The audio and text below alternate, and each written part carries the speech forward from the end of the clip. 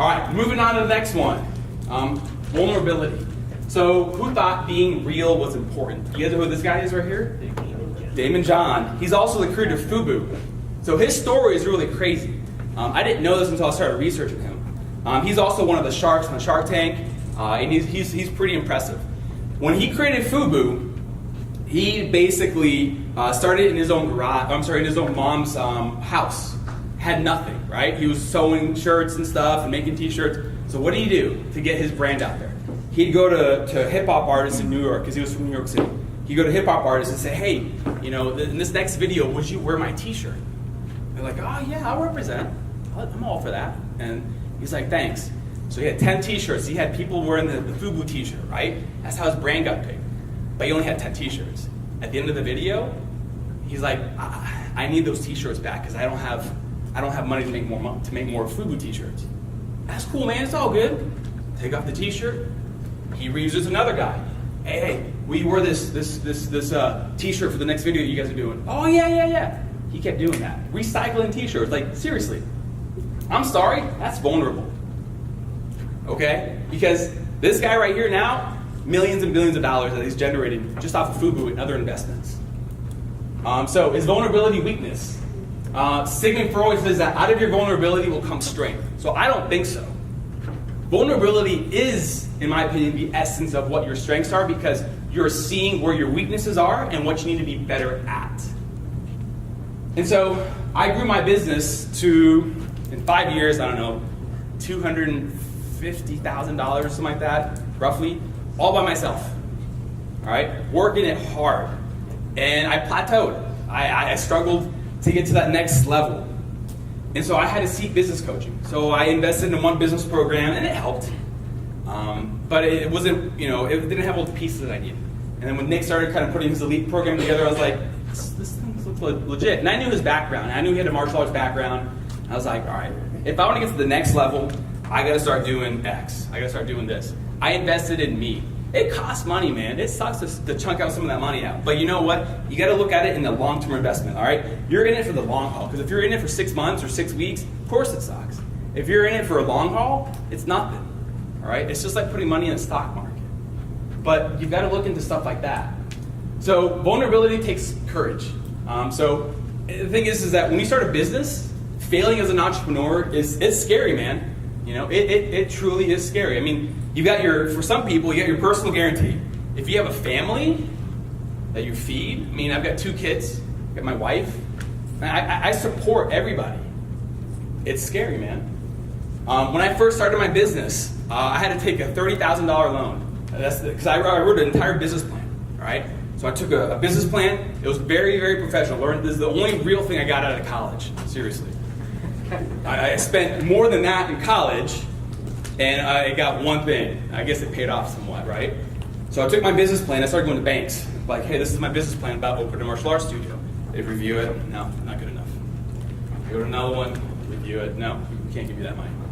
And they're like, do you have any collateral? Like, if I had collateral, why the hell would I be looking for you? That was literally one of the things that they would say. Like, do you have any collateral? No. I need money, man. Like, I have a plan. I told you how I'm going to do this. And they're like, well, we don't want to invest in this.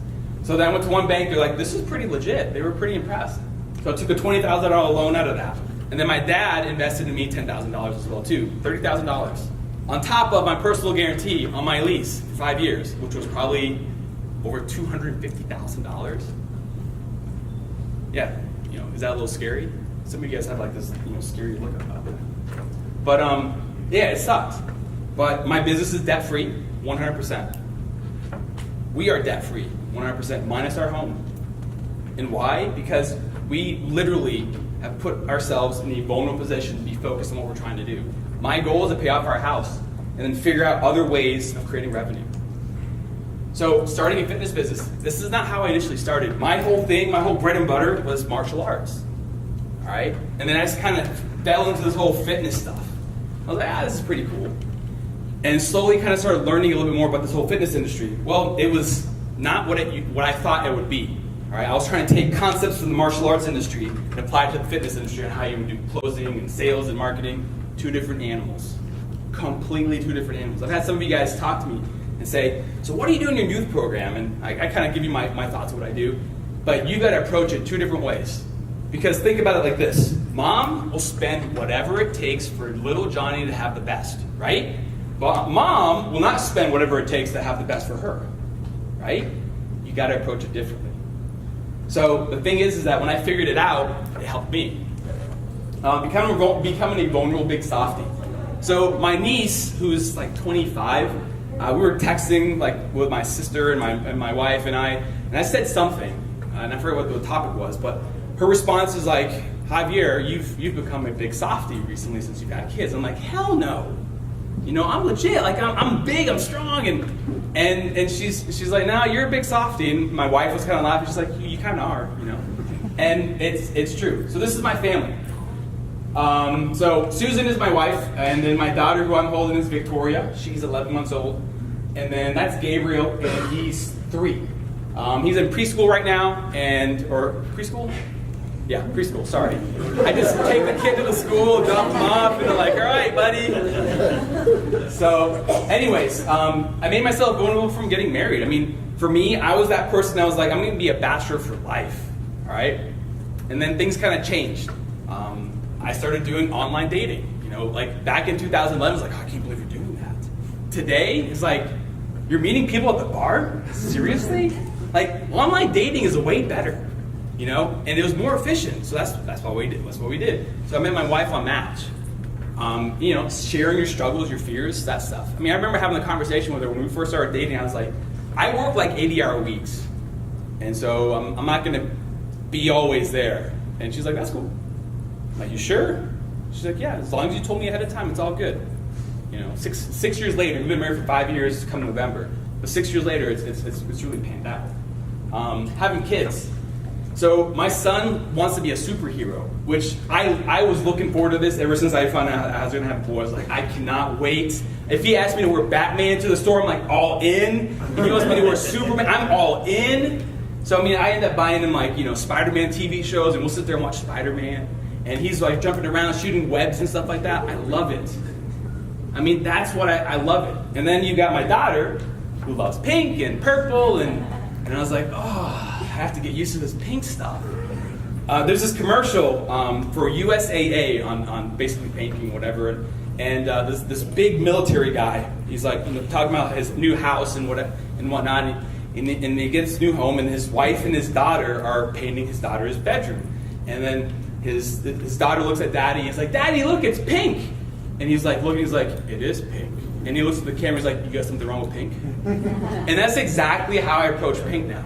And purple and all those colors. I'm like, you got something wrong with that? Because I love pink now, you know.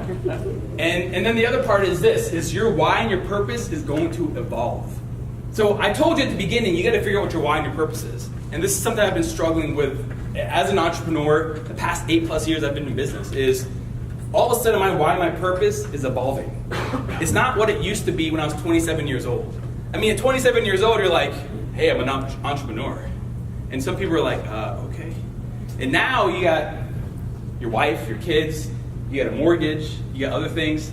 Your goals, your motivation, all those other things have shifted and they've changed. And so the thing is that it's okay to be vulnerable and soft. You just got to know why. So how vulnerability makes you a driven success. You got to share your struggles, man. You seriously do. You got to share those things because you're human. I mean, I know some coaches, they have their fitness challenges as well as their clients, but they share that. They own up to it, and they're like, yeah, I got to lose 10 more pounds so I can get into this next bracket, or I got to try to get to this. But that's good because what that does is that client looks at you and be like, we're working it together. Like, we're doing this as a team, as opposed to like, this is what you're going to do 10,000 burpees, you know? It doesn't work like that. Your marketing struggles, you know, how hard it is to get new business.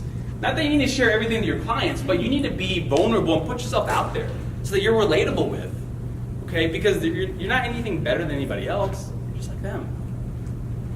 Saying, I don't know. A lot of people are afraid to say this. I don't know, but I'm going to get you the answer.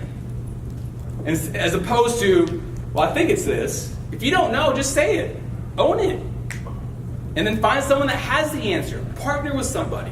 Get involved with someone that actually can figure those things out. If you're not good at nutrition, hire it out. You know, if you're not good at corrective form training, find somebody else that can do that. Like, you got to find something and put yourself out there and be honest about it. And then the other part is shut up and listen. Too many of us think that we have a lot of stuff to say and that what we have to say is better than what people are telling us. In reality, if you just shut up, regurgitated the stuff, listened, just sat there, that right there and alone is a humongous way of being more successful. Is putting yourself vulnerable, shutting up and listening. I mean, I know my coaching calls, I sit there and some of them are great and some of them are horrible. And I hear them and I'm like, this one's gonna suck. But you know what? It is what it is. And you just gotta own it, move forward with it. And that's it.